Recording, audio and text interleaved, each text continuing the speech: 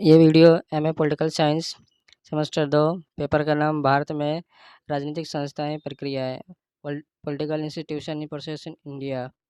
इसके हम unit by unit करेंगे, सिलेबस इसका देखेंगे, उसके बाद हम शुरू करेंगे यूनिट से, जो पूरा विस्तार से बताएंगे हम इसके बारे में।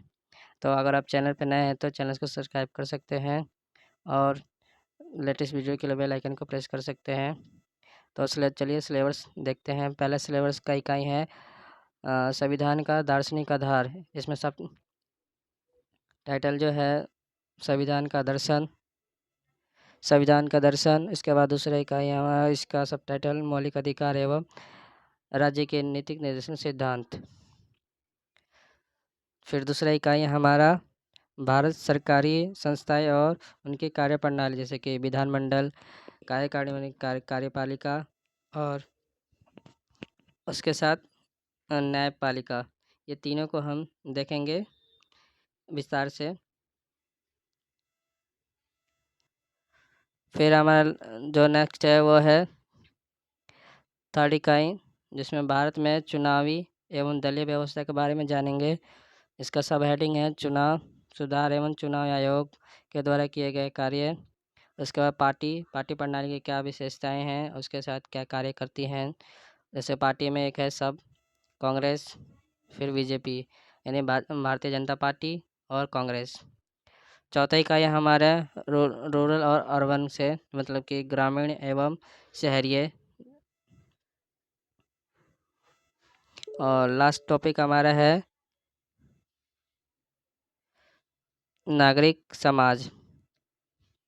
इसके बारे में हम पूरे विस्तार से जानेंगे। तो चलिए स्टार्ट करते हैं हमारा पहला इकाई, मतलब पहला यूनिट के साथ संविधान का दार्शनिक आधार। इसके बारे हम जानेंगे।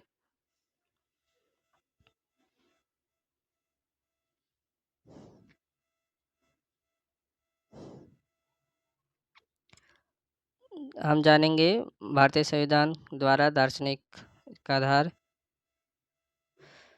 पहला यूनिट हमारा आ गया संविधान का दर्शन यानी दर्शन का आधार। तो संविधान को एक रेखित करने वाला एक दार्शनिक मूल्यभूत सिद्धांतों और मानवीय सिद्धांत के संदर्भों में देखा जाता है।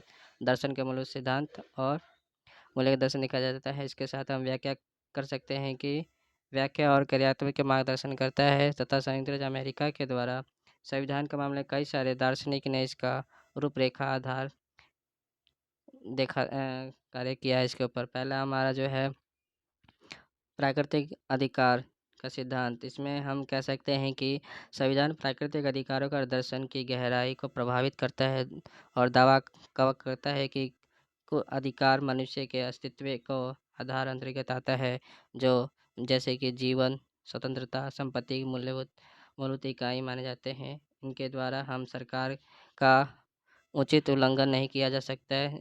इनके एक वैज्ञानिक है जॉन लॉक, इनके द्वारा विचार किया गया था कि व्यक्ति के किया गया दर्शन संविधान एवं विशेष अधिकारों का विधेयक में कई द्वारा हम कह सकते थे कि व्यक्ति की स्वतंत्रता को रेखित करता है। तो ये प्राकृतिक अधिकार जो मूलभूत हर एक नागरिक के लिए मूलभूत इकाई है।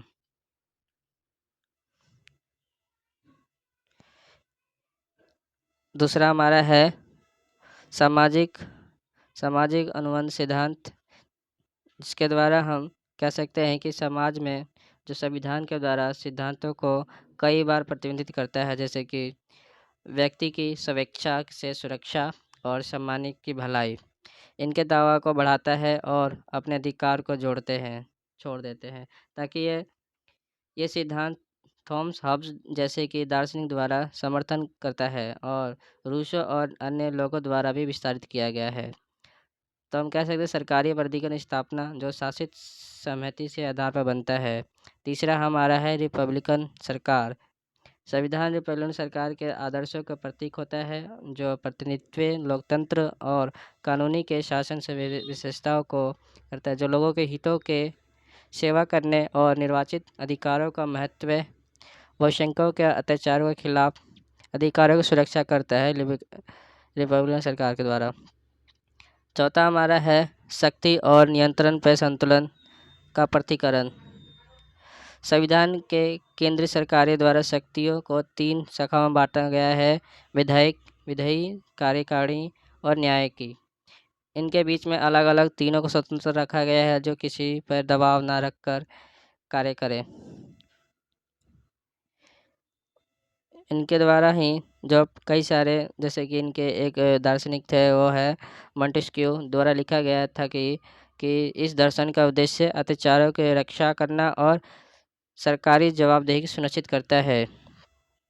रक्षा करना और सरकारी जवाबदेही का सुनिश्चित करता है। फिर हमारा है लास्ट संघवाद।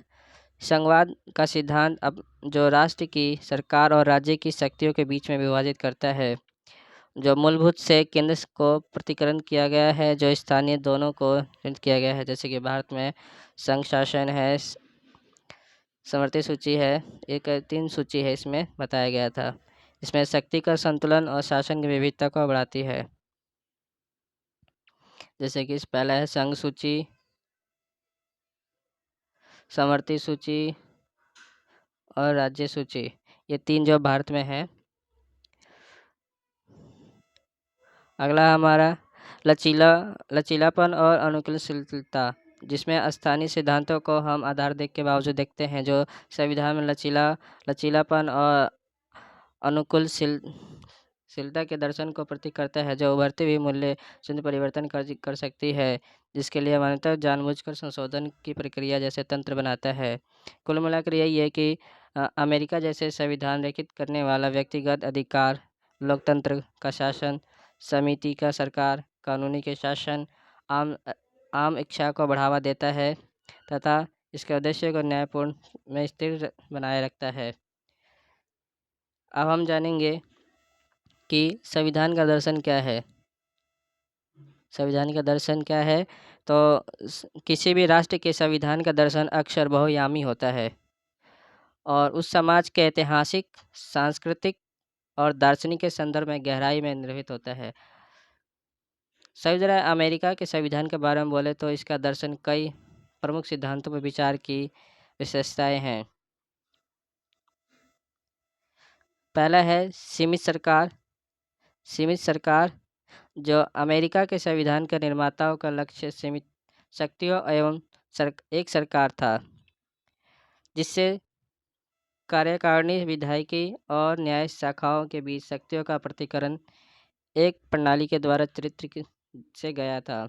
इसके उद्देश्य के द्वारा अत्यधिक शक्ति और नागरिक अधिकारों के उल्लंघन करने पर रोक लगाया था। फिर दूसरा है व्यक्ति का अधिकार। व्यक्ति का अधिकार अमेरिका संविधान के दर्शन में केंद्रीय व्यक्तिगत अधिकारों और स्वतंत्रता की सुरक्षा करता है। जो अधिकार का विधेयक संविधान में पहल की 10 संशोधन भाषा, धर्म, प्रेस की स्वतंत्रता जैसे मौलिक अधिकारों के साथ साथ उचित प्रक्रिया और निष्पक्ष सुनवाई के अधिकार की गारंटी देता है। यह व्यक्तिगत के अधिकार में। तीसरा हमारा लोकप्रिय संप्रभुता, जिसमें है संविधान के द्वारा संप्रभुता का सिद्धांत, जो पुष्टि करता है कि सरकार का अधिकार शासित समिति से प्राप्त है और इस अवधि में अमेरिका के प्रणाली के लोकतंत्र को रेखांकित करता है। फिर हमारा है नेक्स्ट कानूनी का शासन। इसमें संविधान के द्वारा कानून रूप से शासन रूपरेखा करता है, जिसमें सरकारी अधिकारी हितों को व्यक्ति के संस्थाएं और कानून के अधीन को जवाबदेहित होता है। संघवाद संघवाद राष्ट्र और राज्य के बीच में शक्तियों का प्रतिकरण करता है और एक प्रणाली को स्थापित करता है। शक्ति का संतुलन उद्देश्य से सुनिश्चित करना है कि सरकार दोनों स्तरों के पास एक दूसरे का सहयोग करने में और जांच करने में एक साथ अधिकार अपने अपने क्षेत्र में हो। दोनों का अलग कर दिया गया है, पृथक कर दिया गया है, स्वतंत्र कर दिया गया है। फिर लचीलापन अनुकूलशीलता, जैसे कि हम पहले भी देखे थे, तो जब संविधान में शासन के एक रूप प्रदान करता है तो अनुच्छेद भी का उल्लेख करता है, जिसमें संविधान का संशोधन की प्रक्रिया के माध्यम से बदलती परिस्थितियाँ अनुकूलित होता है, जो समाज के बढ़ती प्रासंगिकता का उत्तरदायित्व बन जाता है। ये सब से हम कह सकते हैं कि कुल मिलाकर के अमेरिका के संविधान जो सीमित सरकार से व्यक्तिगत अधिकार, लोकप्रिय संप्रभुता और शासन के संघवाद को अनुकूलता का संशोधन बनाता है, इस पर जोर देता है और राष्ट्र की के भीतर स्वतंत्रता और न्याय की स्थिरता को हासिल करता है। तो हम संविधान का दार्शनिक आधार देख चुके हैं, संविधान का दर्शन देख चुके हैं। अब हमारा सब हेडिंग आता है मौलिक अधिकार और नैतिक निर्देशन सिद्धांत। ये भारतीय में मौलिक अधिकार और नैतिक निर्देशन सिद्धांतों का महत्वपूर्ण बहुत है, जो नागरिक अधिकार दायित्व करता है कि इनका दोनों के बीच एक महत्वपूर्ण हिस्सा होता है। और इसके साथ ही हम अलग अलग इनका करके देखेंगे। पहला है हमारा मौलिक अधिकार। मौलिक अधिकार में सब है स्वतंत्रता का अधिकार। अनुच्छेद 14 से 18 में समानता का अधिकार दिया गया, जिसके अनुसार कानून के समक्ष सबको समान मिलता है, जैसे कि धर्म, जाति, लिंग, जन्म, जात के आधार पर नागरिक अधिकारों का भेदभाव के बिना उसको समक्ष समानता का अधिकार पर जोर देता है, जैसे कि सर्व सामान्य रोजगार के अवसर प्रदान किया, जैसे स्त्री और पुरुष दोनों को अगर एक काम करते और एक समय में करते हैं, जो समान कार्य है तो समान वेतन भी मिलना चाहिए। ये समानता का अधिकार के अंदर है। फिर दूसरा है स्वतंत्रता का अधिकार। अनुच्छेद 1922 भाषा और अभिव्यक्ति की स्वतंत्रता, जो सभा, संगठन, आंदोलन और गैर सुनिश्चित धर्मों में प्रचार करने की स्वतंत्रता और गैर सुनिश्चित हिरासत में स्वतंत्रता के है, जिसमें कि व्यक्ति अपनी भाषा के आधार पर आंदोलन कर सकता है, अपने व्यक्ति की कहीं आ जा सकता है, उसकी अपनी स्वतंत्रता है। फिर तीसरा हमारे शोषण के खिलाफ अधिकार, जिसमें मानव तस्करी, बल प्रयोग और विपिन जैसे बच्चों के काम करते हैं। शोषण के अधिकार इसमें जो बच्चों को 9 से 10 साल के 12 साल के बच्चे जो होते हैं उनको काम पे लगा देते हैं, जो उनका अधिकार होता है कि 14 के बाद से पढ़ाई वढ़ाई करे, उस समय वो काम करते हैं। तस्करी इसमें काफ़ी महिलाओं के ऊपर जुल्म और किया जाता है, बलपूर्वक बड़े लोग छोटे लोगों को दबा कर रखते हैं, इसके शोषण के खिलाफ हो गया। फिर हमारा चौथा है धर्म स्वतंत्रता का अधिकार, जिसमें अनुच्छेद 25 से 28 में धार्मिक आत्मविश्वास और धर्म का प्रचार करने में महत्वपूर्ण भूमिका निभाता है, जिसमें नैतिकता और गैर और सुनिश्चित करता है, जो कोई भी व्यक्ति एक धर्म को दूसरे धर्म को अपना सकता है, छोड़ सकता है, उसकी अपनी स्वेच्छा है। फिर पांचवा है हमारा सांस्कृतिक और शैक्षिक अधिकार। अनुच्छेद 29 से 30 में अल्पसंख्यकों के अधिकारों की सुरक्षा करता है और अपनी सांस्कृतिक और शैक्षिक संस्थाओं में स्थापना करता है, उसका अपना अधिकार है। फिर संवैधानिक उपचार छठा हमारा संवैधानिक उपचार का अधिकार अनुच्छेद 32 हैवियस कॉर्पस मैंडमस परिवहन के कई सारे विट्रो जैसे कि अपने रीटों के माध्यम से मौलिक अधिकारों का प्रयोजन करता है और स्वतंत्र इसमें मुख्य रूप से हाई और सुप्रीम कोर्ट को उच्च में रखा गया है, जिसमें तीनों स्तरों पर इसमें रक्षा करने का अधिकार इसका है। अगला हमारा राज्य के नैतिक निर्देशन सिद्धांत। पहला है न्याय। न्याय जो है अनुच्छेद 38 से 39 में रखा गया है, जिसमें सामाजिक, आर्थिक और राजनीतिक न्याय में सुनिश्चित करता है कि स्थिति और असमानताओं का काम करता है न्याय के द्वारा। फिर दूसरा है हमारा सामाजिक, आर्थिक और राजनीतिक लोकतंत्र को अनुच्छेद 40 यानी गांव के पंचायतों का आयोजन करता है और लोकतंत्र के कार्य को प्रोत्साहित करता है।